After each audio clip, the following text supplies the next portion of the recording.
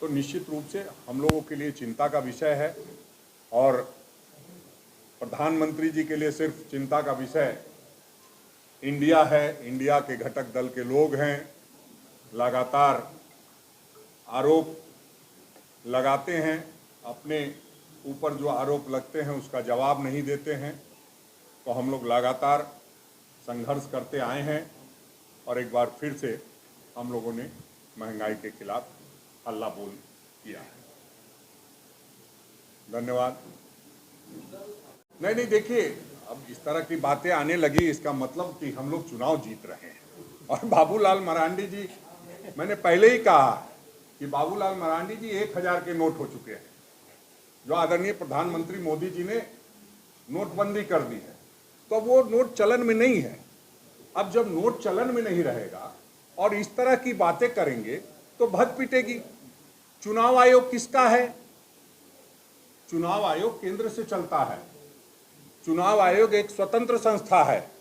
अगर आप ये आरोप लगा रहे हैं तो आप चुनाव आयोग पर आरोप लगा रहे हैं और इसका मतलब है कि आप चुनाव हार चुके हैं।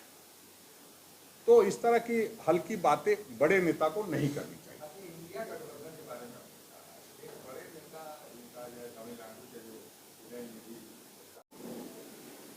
बढ़ोतरी करके जनता से 31.37 करोड़ लोगों को लूटने का काम किया।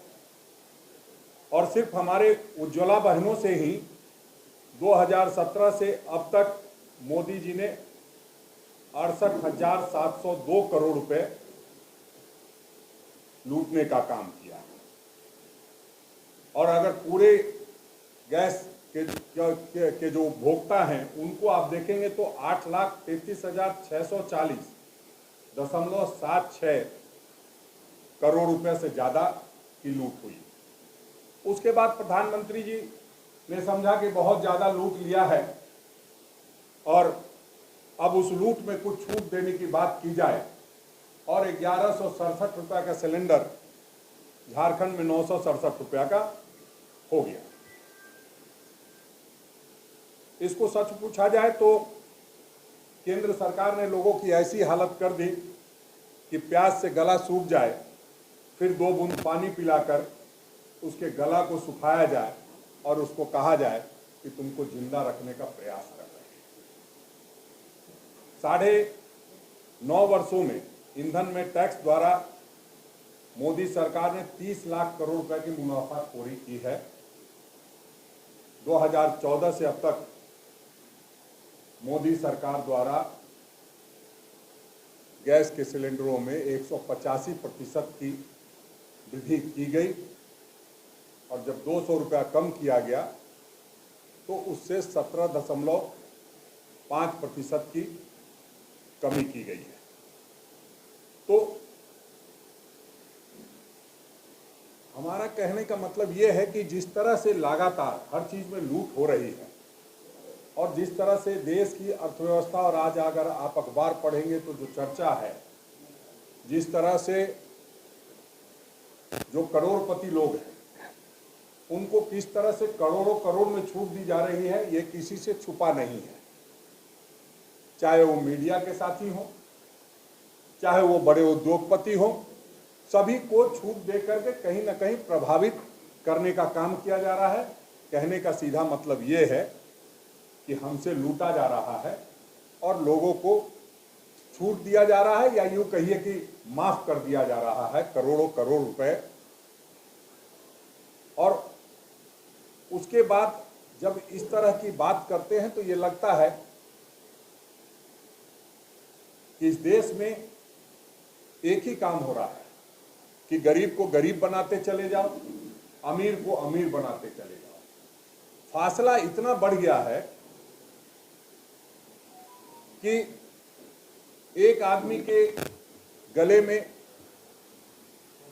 500 ग्राम का चेन है और दूसरा भूख से बिलबिला रहा है, और उसका नतीजा ये होता है कि आप पूरे देश में देखेंगे तो जो लूट हत्या की घटना में बढ़ोतरी हुई है, इसका भी कारण आर्थिक है। जो आत्महत्या हो रही है वो आर्थिक कारणों से हो रही है। तो पहले जब डबल इंजन की सरकार थी झारखंड में तब भूख से मौत होती थी। अब हम लोगों ने कम से कम उस पर क्योर किया है तो फिर और तरह की घटनाएं सामने आती है।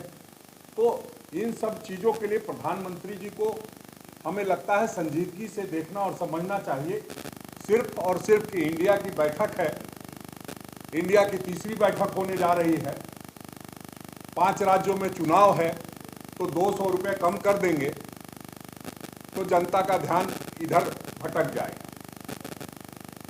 उधर अडानी जी जो घोटाला कर रहे हैं, जो अखबारों में खबरें आ रही है, उससे ध्यान हट जाएगा। आखिर ये कब तक करते रहेंगे? जनता है, सब जान चुकी है। और जो हाल देख रहा हूँ, जिस तरह से आप चाहे आटा की बात करें, मुझे याद है 2013-14 में 135 रुपये में जो पिसा हुआ आटा रहता था वो मिलता था, फिर 176 हुआ, फिर 210 हुआ, फिर 300 हुआ, आज 440 रुपये में मिलता है। पूरे प्रदेश में आज हम लोगों ने महंगाई के खिलाफ और जो मोदी सरकार की झूठ है उसके खिलाफ प्रेस वार्ता कर रहे हैं। कल हम लोग पूरे राज्य में जिलावार धरना करेंगे और लोगों को ये बताने का काम करेंगे कि एनडीए के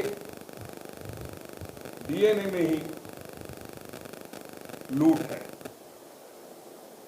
लूट कर छूट देना ये उनकी प्रवृत्ति सी बन गई है।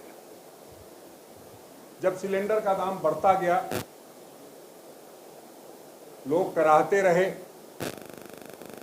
तब तक प्रधानमंत्री जी का को ख्याल नहीं आया, जब तक कि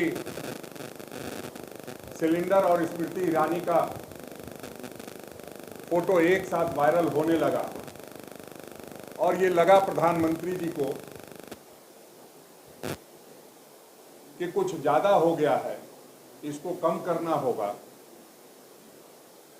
और जनता ने जिस तरह से महंगाई के विरोध में सोशल मीडिया पर जिस तरह के कमेंट्स आए, उसमें ऐसे लगने लगा था, और एक तरफ स्मृति ईरानी जी का फोटो होता था, दूसरी तरफ ये लिखा होता था कि महंगाई डाइन खाए जाते हैं।